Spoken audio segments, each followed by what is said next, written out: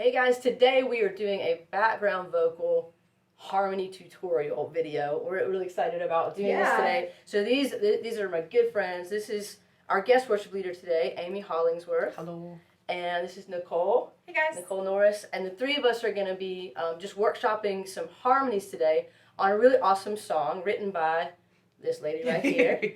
It's mine. Yeah, and tell them the name of your song. Okay, so the name of the song is Never Been Another, and it is awesome. On thank you. And it's on an album if you're interested. It's on the album Arrows in the Quiver by Jax Hop. Which means Jacksonville House of Prayer. Yes. Which is our house of prayer in Jacksonville, Florida. Yes. Link in the comments.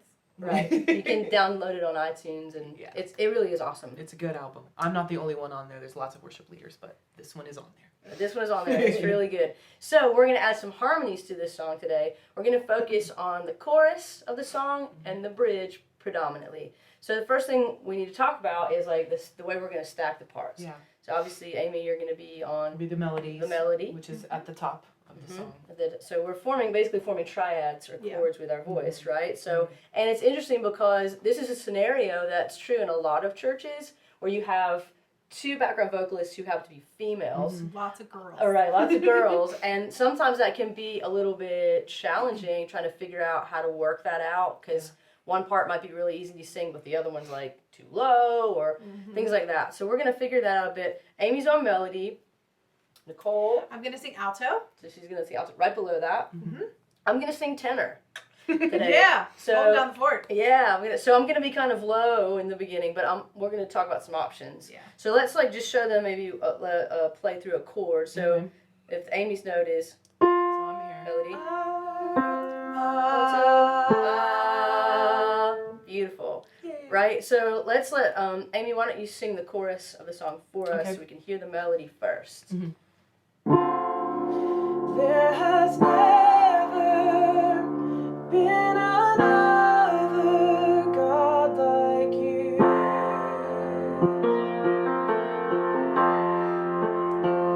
And there has never been another God like you.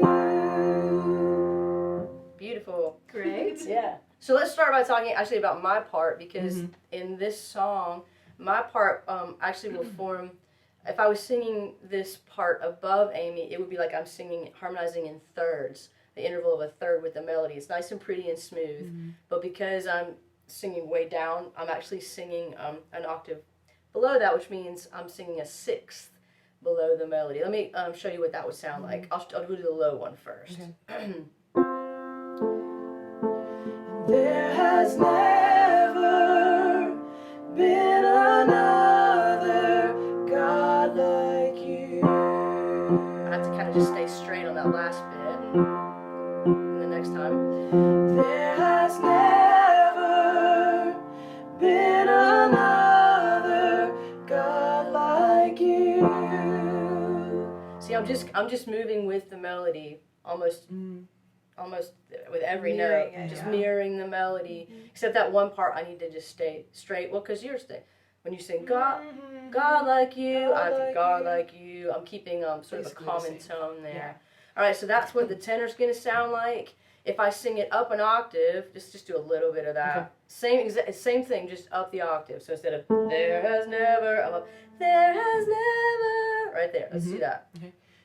There has never been another God like you. Alright, so you get the idea. Now let's look at the alto part. Yeah. Which the alto part has to move a little bit differently in certain spots. Yep. And it's just below the melody, so, it does take a few deep breaths. Sometimes it's a little low. It's good. Sorry. Good exercise. Let's give it a shot here. Okay. 2, 3. There has never been another God like you.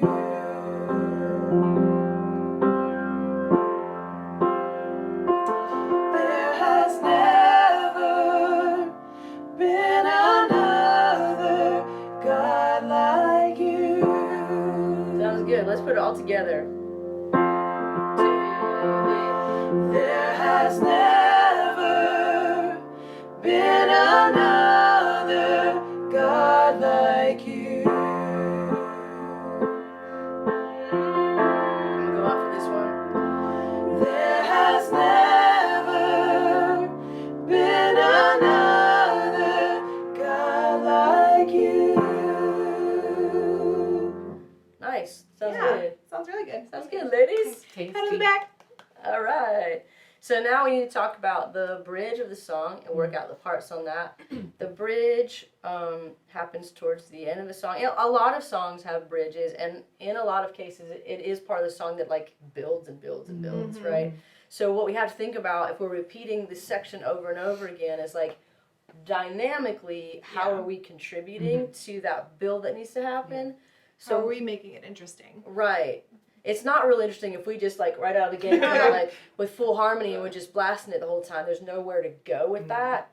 So one way to like make the bridge interesting is to not harmonize it all the first time and then bring it in a little bit. So we talked about some ideas that we have. Yeah. So we're going to demonstrate that for you. Let's just jump right into our part. So she's going to sing through the bridge a total of 4 times. So just kind of watch what we do with this. All right. For our sins, you were slain. For our freedom, you gave your life. For our healing, you took pain. Jesus, your name we testify. Second time. For our sins, you were slain. For our freedom, you gave your life. For our healing, you took pain. Jesus, your name we testify. For our sins, you were slain. For our freedom, you gave your life. For our healing, you took pain. Jesus, your name we testify. For our sins, you were slain. For our freedom, you gave your life. For our healing, you took pain. Jesus, there has never. Awesome. So what we did was we Mess it up. Just a little This bit. is a workshop. We're working it out. We're allowed to mistake things. yeah. Exactly. So with the first time through the bridge, we didn't sing at all. Right. Right? Let her introduce the whole bridge. Then on the second time, we just added like harmony on the second and the fourth lines, which is really nice. Then by the third time, it's like full on, and then the song is built a lot, so it just feels really good to be all the way in. Yeah. And then like our plan was to sort of on the fourth time through kind of duck out early because she does some really awesome ad lib thing. And when you have when you have a worship leader that's doing ad libs, or like, in other words, they're deviating some from the melody, a little bit. Sometimes you have to get out of the way, Yeah. so you don't mess it up. Yeah. But and so that bridge is going to take us right back into the chorus. And so at that point we're singing like strong, full. I'm going to be up the octave.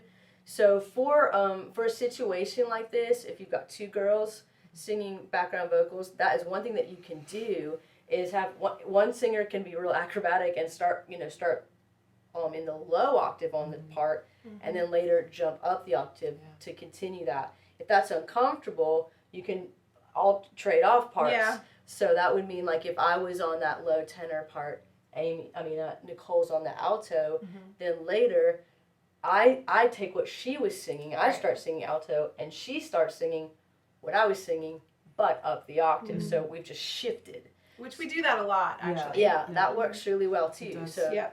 if you do have one male and one female backup vocalist, obviously that low stack is what's going to work well. I think in most songs. In this that's like- song, yeah. In this song for sure, and we are in the key of F, by the way. Yes. Just so you know. So the next thing that we would talk about or we would discuss is the verses. Do we need harmony or not? If so, how much? So we were chatting about that earlier. There's 3 verses in the song. The first verse, we're just gonna let it be. Let Amy start the song and sing through the first verse. And then the next 2 verses, we're just gonna ornament a bit. I'm gonna lay out. It's really just gonna be Nicole, kind of a little bit of a pretty duet thing, and it's very pretty. I'm not needed.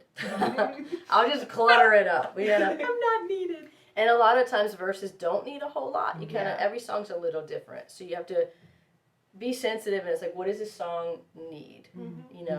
So we're gonna run the whole song for you in just a minute. But the last thing I wanted to say was just when we're doing this, like dynamics are important. So the first chorus, we were, we sing it a little softer. We're going to sing it softer. And then as the song builds, we put more into it so that it has somewhere to go, somewhere to grow.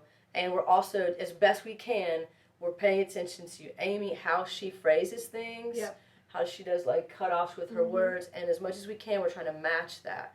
So those are things that you can work on and be mindful of when you are singing backup vocals with a worship leader, with someone. These are ways that you can grow. Yes. So we hope you enjoy the song. We're going to sing all the way through Never Been Another. Be sure to check that song out on iTunes. And thanks for watching. Thank you. Bye.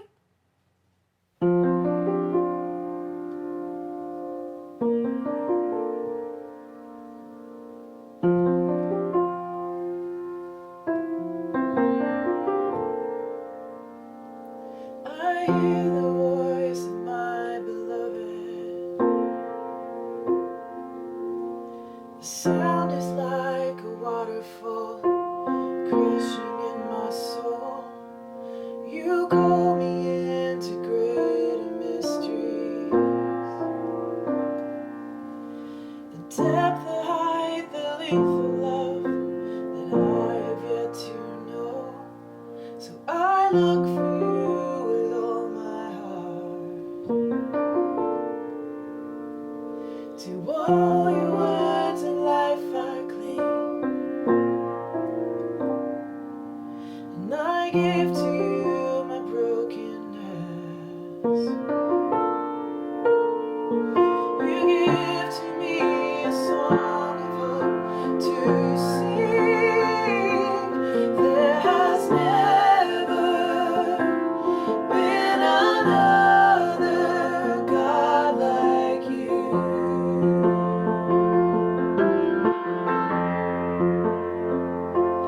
There has never been another God like you.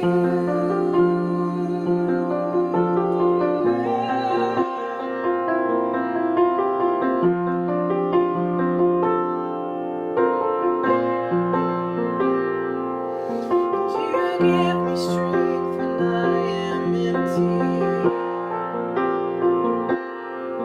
And every time you look at me, your countenance is kind. Though I could never earn your favor, you draw me to you still.